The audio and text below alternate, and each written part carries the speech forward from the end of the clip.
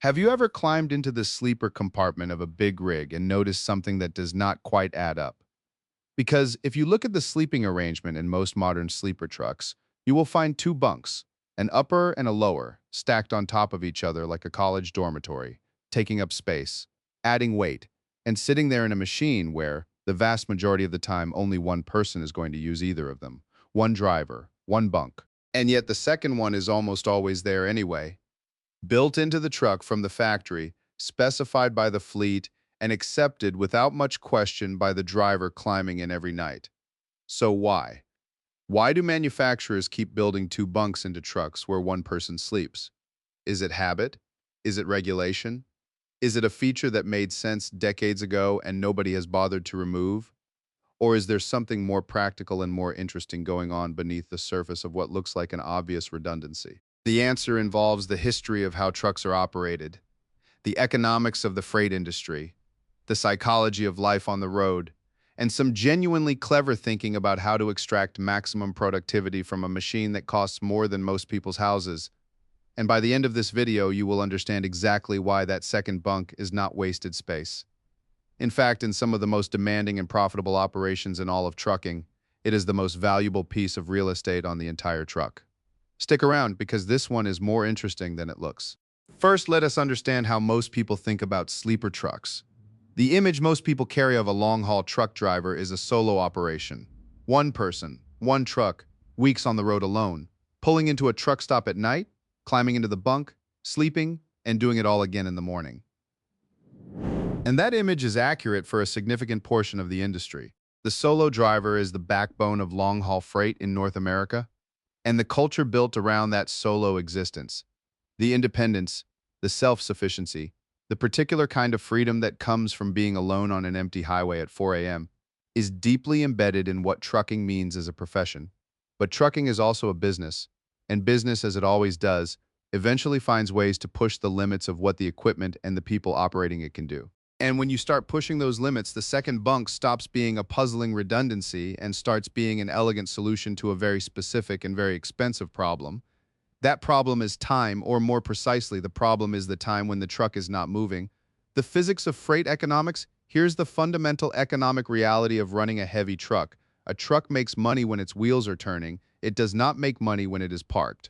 Not when the driver is sleeping, not when it is fueling, not when it is waiting at a shipper's dock, and not when it is sitting at a weigh station. Every hour the truck is stationary is an hour of potential revenue that does not exist. Now, consider the hours of service regulations that govern how long a driver can operate a commercial vehicle before taking mandatory rest. In the United States, a driver can drive for a maximum of 11 hours within a 14-hour on-duty window, after which they must take a minimum 10-hour rest period before driving again. In simplified terms, for every 11 hours of driving, there are 10 hours of mandatory downtime. Run those numbers across a 24-hour period, and what you get is a truck that is legally capable of moving for roughly 11 of every 24 hours when operated by a single driver.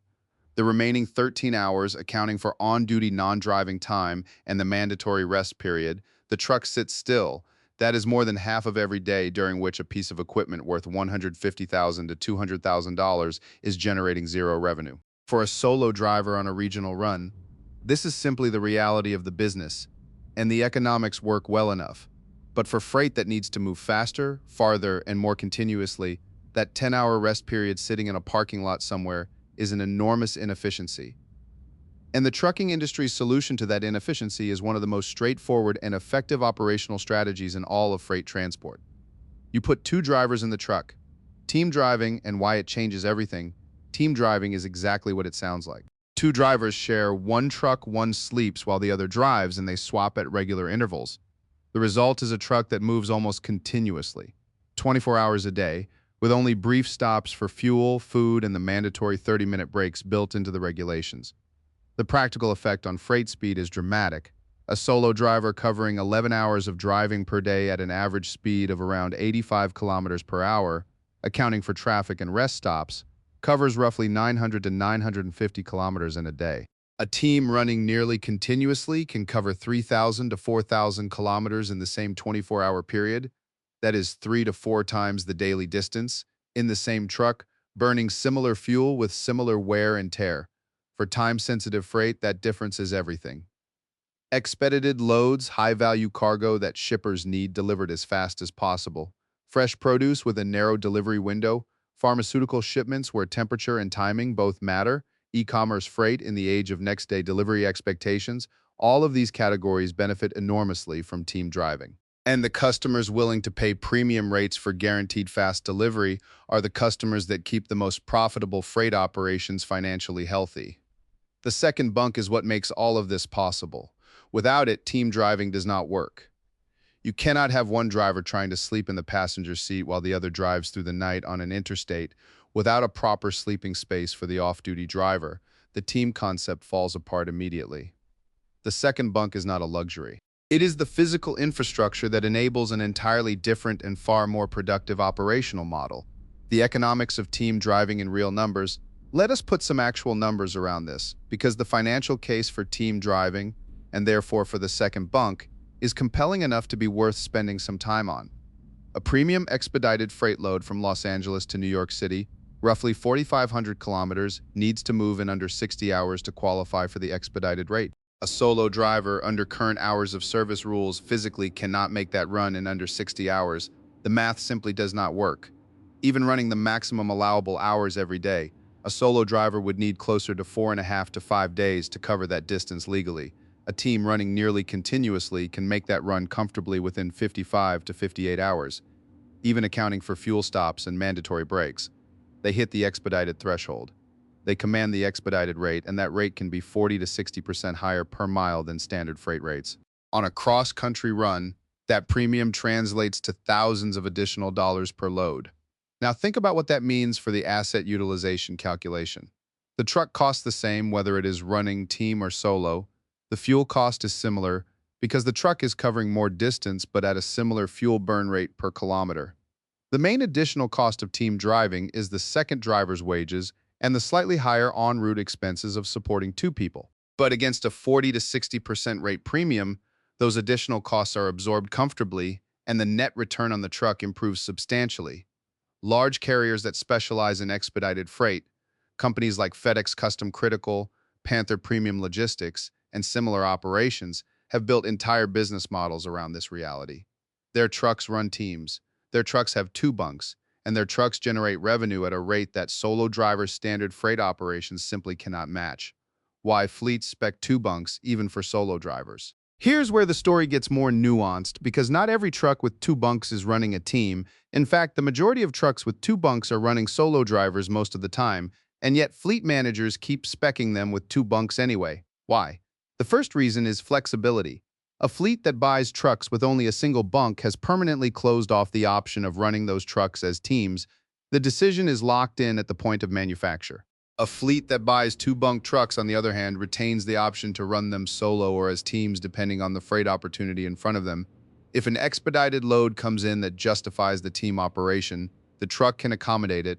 If no such load is available, the truck runs solo and the second bunk sits empty. Optionality has value, especially in an industry where freight demand can shift quickly.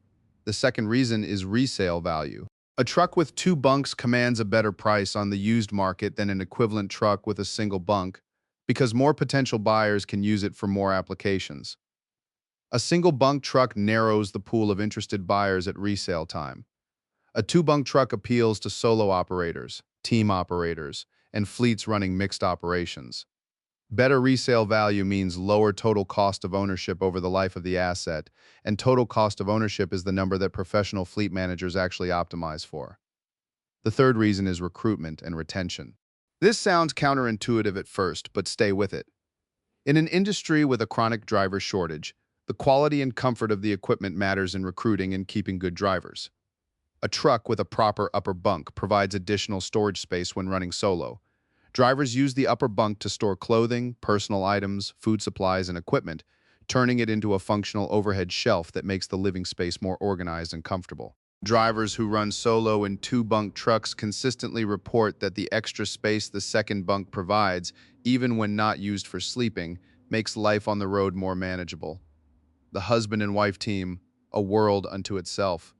No discussion of the two-bunk sleeper is complete without spending time on one of the most interesting and logistically efficient operations in all of trucking: The husband and wife driving team, or more broadly, the domestic partner team.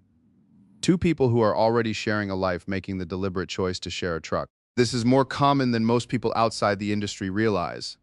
There's an entire subculture within trucking built around couples who team drive together, and the reasons they do it reveal something important about both the economics of trucking and the particular social world that long-haul driving creates. The practical case is straightforward. Two drivers sharing a truck and splitting the income have lower combined living expenses than two solo drivers running separate trucks.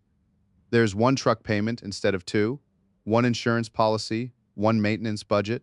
Food prepared in the cab costs a fraction of what two solo drivers spend eating at truck stops. And the combined income from a team operation running expedited freight at premium rates can be genuinely strong, particularly for owner-operators who own their truck outright and are capturing the full rate rather than splitting it with a carrier. But the personal case is equally compelling. Long-haul trucking is hard on relationships. Weeks away from home, months of interrupted family life, the particular loneliness of extended solo time on the road. These are real costs that drivers pay in ways that do not show up on a fuel receipt, but accumulate in ways that matter. A couple who drives together eliminates the separation entirely. They are always together, experiencing the same roads, the same sunrises over the same mountain ranges, the same impossible traffic in the same cities.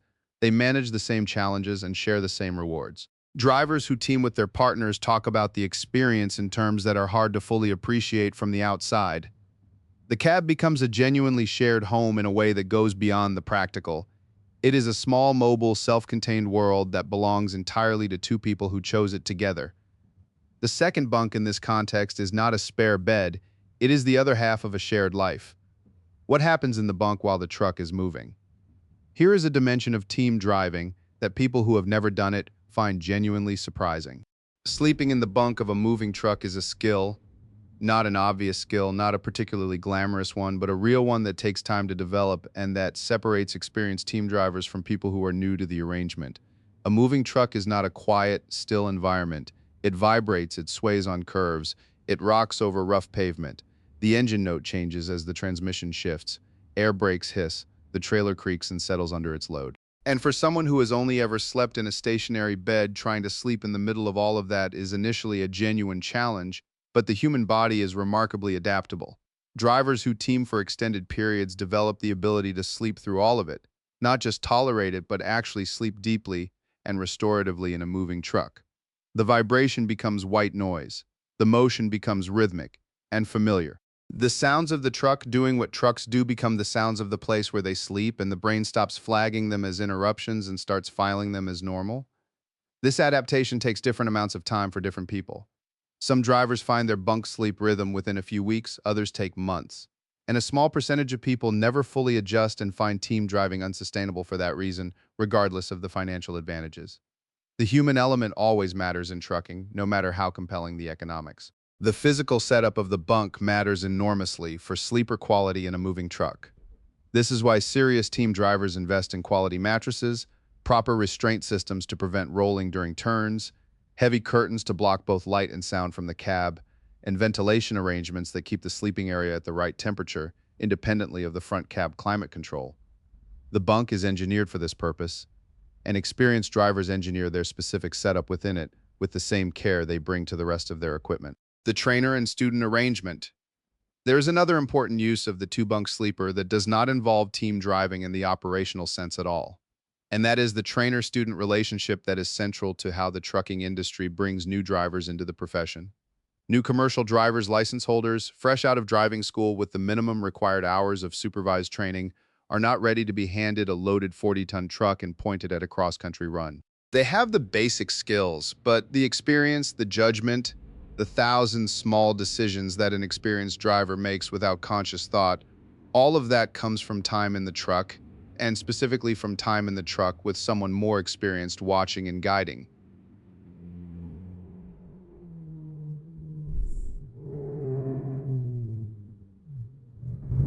The standard industry approach is the trainer-student pairing, where a new driver teams with an experienced driver mentor for an extended period, typically several weeks to a few months, running real loads on real routes. The experienced driver demonstrates, evaluates, corrects, and gradually hands over more responsibility as the student develops, the student drives. The trainer watches, advises, and is available to intervene if necessary. This arrangement requires a truck with two bunks. The trainer and student share the truck around the clock, swapping driving duties and rest periods in the same rotation a regular team would use. Without the second bunk, the trainer-student model in its current form does not work. The industry would need to find a different mechanism for transferring experience from veteran drivers to new ones, and no obviously better mechanism exists. Given that the trucking industry is chronically short of experienced drivers and constantly working to bring new people through the qualification pipeline, the trainer-student function of the second bunk is not a minor consideration. It is a structural part of how the industry reproduces its own workforce. Removing the second bunk from production trucks would not just affect team freight operations. It would disrupt driver training at scale. The owner-operator's perspective. For an owner-operator, the two-bunk question has a slightly different flavor than it does for a large fleet. An owner-operator owns their truck, makes their own operational decisions, and lives with the consequences of those decisions directly in a way that a company driver does not. Most owner-operators run solo most of the time.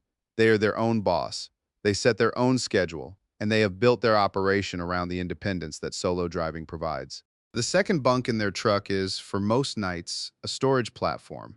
Clothes bags, spare gear, extra food, documents, tools they want accessible but out of the way. Experienced solo owner-operators become remarkably creative about how they use that upper bunk space, building organizational systems that would impress a professional organizer. But the option that second bunk preserves matters to them. The ability to take on a team partner for a high-value expedited run, to bring a co-driver along for a stretch of the year when premium freight is abundant and the money justifies the arrangement, to offer their truck as a training vehicle and earn the supplemental income that comes with it. All of these possibilities stay open because the second bunk is there. Owner-operators who have run both single-bunk and two-bunk configurations consistently report that the two-bunk truck is the more versatile business asset, even when the second bunk sits empty for extended periods. The optionality argument applies even more strongly to someone managing a one-truck business than it does to a fleet manager with hundreds of assets, because for the owner-operator, one good freight opportunity captured or missed can make a meaningful difference to the month's numbers. The future of the two-bunk sleeper, as trucking changes, and it is changing faster right now than at almost any previous point in its history, the two-bunk question will evolve along with everything else. Autonomous trucking, which remains further from widespread commercial deployment than its most enthusiastic proponents predicted a decade ago, but closer than its skeptics are comfortable admitting, will eventually change the calculus around team driving. If a truck can move autonomously through certain conditions, the need for a second human to keep the wheels turning during rest periods changes fundamentally. But autonomous trucking, particularly for the complex, variable, and unpredictable conditions of real-world long-haul freight, is a harder problem than it initially appeared. The timeline to meaningful autonomous displacement of team drivers in demanding applications remains genuinely uncertain. And in the meantime, the team driver in the bunk and the driver behind the wheel remain the most reliable and most flexible system the industry has for moving freight fast across long distances. Electric powertrains will change some aspects of sleeper design, as different thermal management requirements and different component layouts create new interior geometry possibilities. But the fundamental need for a rest space for an off-duty driver in a team operation does not change with the energy source. The second bunk survives the powertrain transition, the bigger lesson. So why do sleeper trucks have two bunks if most drivers travel alone? The real answer is that the question slightly misframes the situation. It assumes that because most drivers are solo most of the time, the second bunk is redundant most of the time, but that is not how the industry actually works. The second bunk is there because the trucking industry is not just one thing. It is solo drivers and team drivers and trainer-student pairs and husband and wife operations, and expedited freight specialists and fleet managers who need flexible assets and owner-operators who want every option kept open. The truck that comes off the factory floor with two bunks serves all of those operations, sometimes sequentially within the same truck's working life. And the second bunk is there because time is money in freight, and a truck that can move continuously is worth dramatically more than one that sits still for 10 hours every night. The second bunk is the physical infrastructure of continuous operation. It is what makes the team possible, and the team is what makes the premium freight possible. And the premium freight is what makes the economics of the most demanding and most profitable freight operations work. The empty upper bunk in a solo driver's truck is not wasted space. It is a possibility, a potential, a door that stays open to a different way of operating when the freight opportunity or the personal circumstance makes it the right call. And in trucking, as in most things, keeping your options open has value that does not always show up on the spec sheet but shows up reliably on the bottom line. Have you ever ridden in the upper bunk of a moving truck? Or would you want to try team driving? Drop it in the comments below. We genuinely want to know. Thanks for watching Titan Haulers, and remember to subscribe for much more.